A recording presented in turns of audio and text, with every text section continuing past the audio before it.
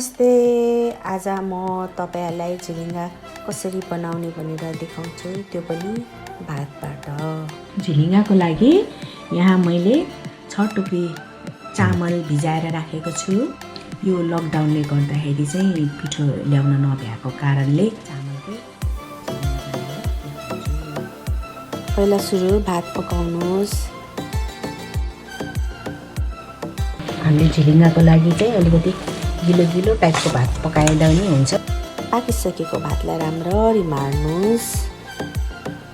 पहिला अब यहाँ झिलिङ्गा बनाउनको लागि चाहिँ मैले यो भाँडामा चाहिँ तेल लगाएको छु हल्का। मसँग यस्तो भाँडा छ, तपाईहरु एक्लै बनाउन सजिलो हुन्छ यो भाँडामा चाहिँ। यसरी यसलाई मुस्नुपर्छ। तातो तातो मन तातो हुनुपर्छ।